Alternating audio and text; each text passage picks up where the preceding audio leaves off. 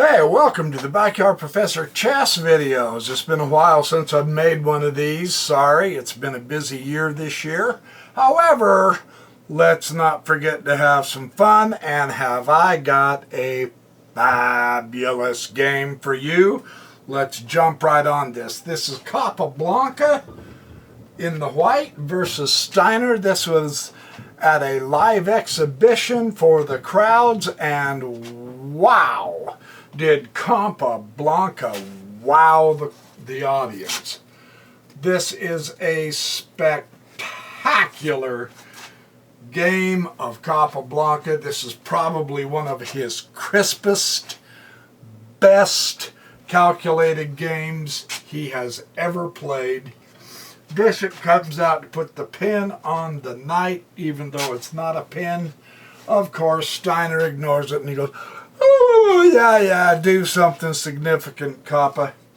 And Kappa says, "Okay, I will. There, take that, knight c3.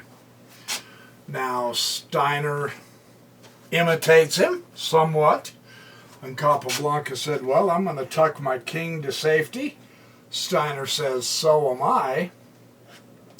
Good moves, castling early. Always a good option. You got to remember that.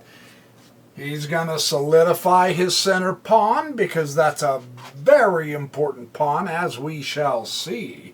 No joke. Steiner likewise is going to, and now Capablanca brings his other bishop into the foray, and he says, "Listen up, dude. I'm about to pull something on you." And Steiner says, "No, I'm gonna draw first blood. Let's get rid of the knight." Ooh. Now that changes the nature of the center. Yeah, I've showed you that in several other videos. Now, this changes the nature of the center by getting rid of that knight. Yes? Understand that. So now Steiner can perhaps put something together, even though Kappa is still claiming the d5 with his pawn. Maybe Steiner can contest that, yes? However, first, he says, in order to do so, I need to keep my knight. Sure enough, he is now arguing, potentially going to push the d-pawn to 5 and take over the center, yes? Yeah. So this is an interesting strategy that he's got, and Capablanca says, "That's nothing, dude." Now look at this. He's making a second knight move. Not everything's developed, and yet, astoundingly enough, everything is movable. It's useful, even though he's not fully developed. I mean, this is so Capablanca. Is that light shining too bright on that board? I don't know. Hopefully not. Sorry if it is. I don't mean to have that glare. Man, that is really glaring, isn't it? Stop glaring already. Hopefully that'll be a different... Anyway, so let's keep watching this.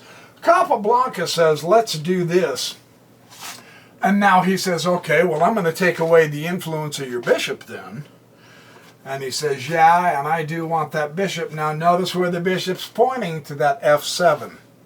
Yeah, it's covered, but just observe where that bishop is pointing. That's important.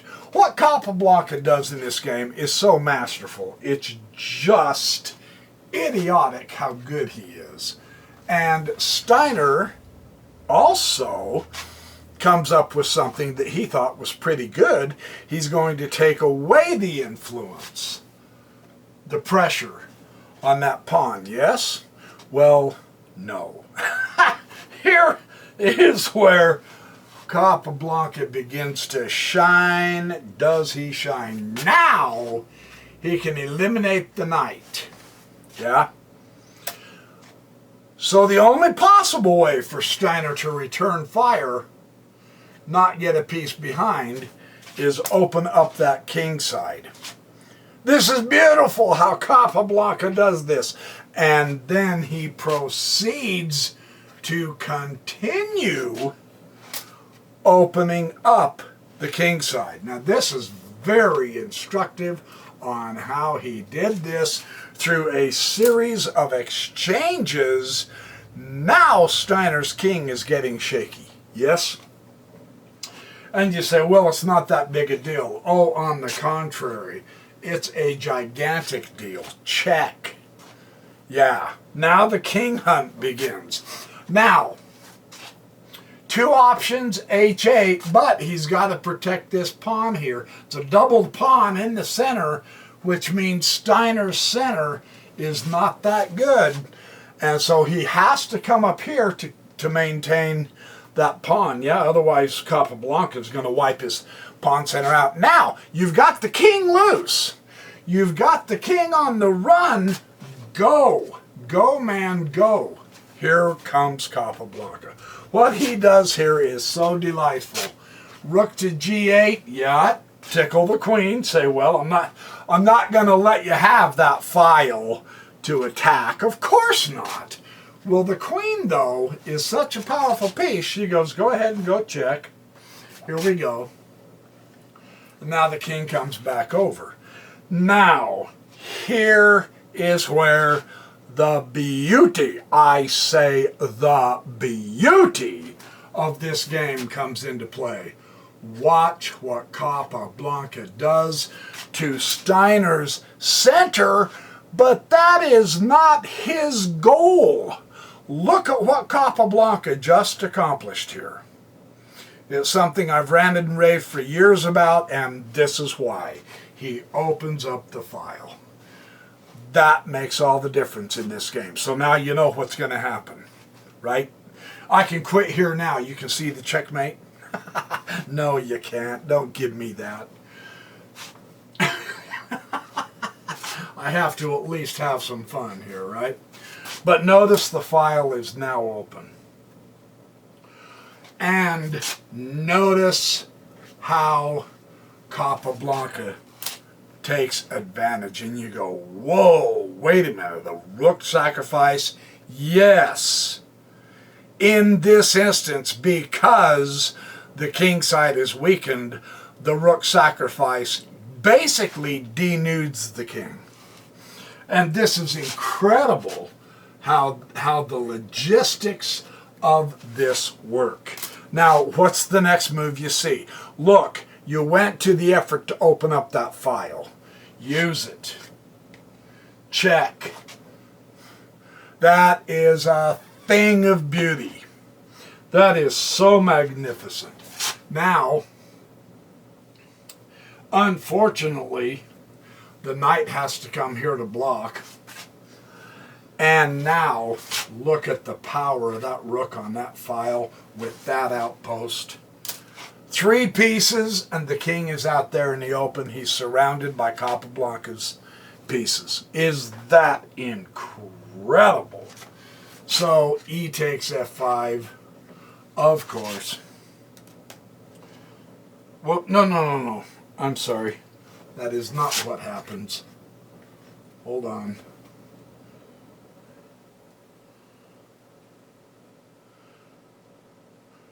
I did that wrong. Sorry. The rook did not take it. The knight did. Sorry. I'm goofing this game up. Dang it! I hate it when I do that. The knight takes f5. Then the pawn takes the knight. And then the rook takes the pawn. There we go. I knew that looked funny. Yeah. So now we're down to Capablanca dominating. And the king comes to e7. Now then, the queen can move swiftly and look, no passive play here, just pure domination, right? Fantastic how he does this. The king is flushed out, and the rook will come to f6 check, and the king will come up here to c5. So the king has been chased all the way out of sight, right? I mean, the king escaped, so what was the point of all of that? Notice how Capablanca does this. The queen takes the pawn. And the amazing thing is, he leaves his rook in price. If the queen takes the rook, the queen comes here, checkmate. Is that not breathtaking? Wow! So the queen is not going to take the rook. Instead, Steiner has to prevent the queen from delivering a checkmate. So he has to swap queens. If you're given the option of swapping a queen, double check first everything else, because you don't have to swap the queen yet. Yeah, there's another move. And it's a Lulu. Take it with the rook. Check. Now, Steiner takes the rook, and Capablanca still has the beautiful checkmate. I love this game. This game is one of the coolest games I've ever seen Jose Raul Capablanca give. He was a machine, there's no question about it. 1933, he was at his height. This is a fantastic illustration of control of the center and open up that file and then use that file. I love how he used his bishop and his other bishop to pry open that black king side. That was poetic beauty right there. Mesmerize that. Mesmerize, yeah. Memorize that. Realize that that's worth the exchange to crack open that king side, because he had the option of following it up with that open file. And that's what made all the difference. So, fantastic game. Thanks for watching my chess videos. I will be producing more chess videos in the future. This is Halloween, by the way. Happy Halloween. So that's a spooky game for Steiner. So anyway, I apologize for being gone so long. However, I am coming back, and I am here to show you more fabulous chess. In the meantime, remember, be good, do well, have fun, sleep hard, dream nice, and I will see you in the next Backyard Professor Chess videos.